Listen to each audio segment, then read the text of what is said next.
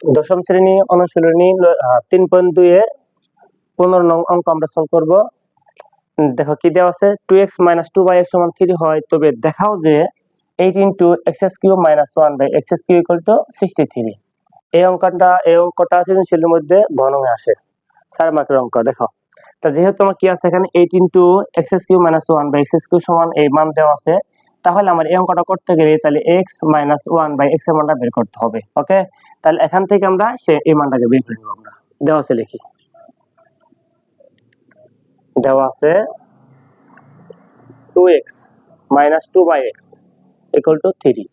তাহলে এখানে আমার 2 আছে, এখানে 2 আছে না, তাহলে একটা 2 কমন নিয়ে ফেলি আমরা। তাহলে 2 বাদ দিলে x থাকবে, এখানে 2 বাদ দিলে 1 থাকবে, নিচে x থাকবে, সমান থাকবে কত 3।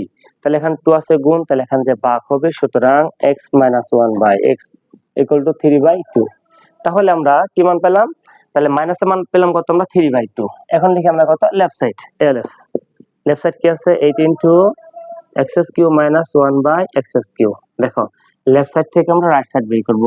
তাহলে এখানে 8 থাকলো, এইটা কোনো কাজ নাই, তাহলে x কে আমরা ধরবো 1/x কে b ধরবো, a³ - b³ সূত্র প্রয়োগ করি আমরা।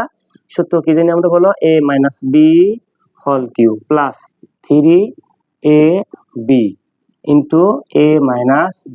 ওকে, সেকেন্ড ব্র্যাকেট দিবা, যেহেতু 8 আছে তাহলে 8 সবটার সাথে গুণ আছে। এখন দেখো 8 থাকলো, এইটুকুর মান পেয়েছি কত আমরা 3/2।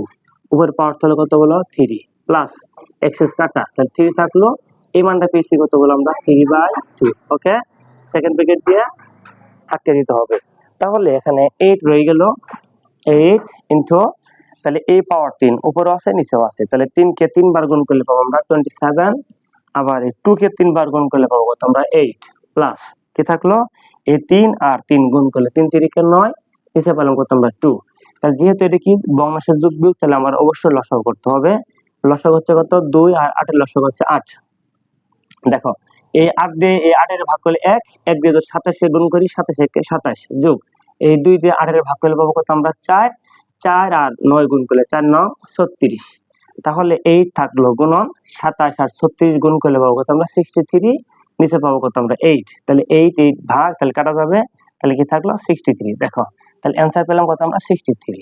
সুতরাং কত লেফট সাইড সমান রাইট সাইড, প্রুফ।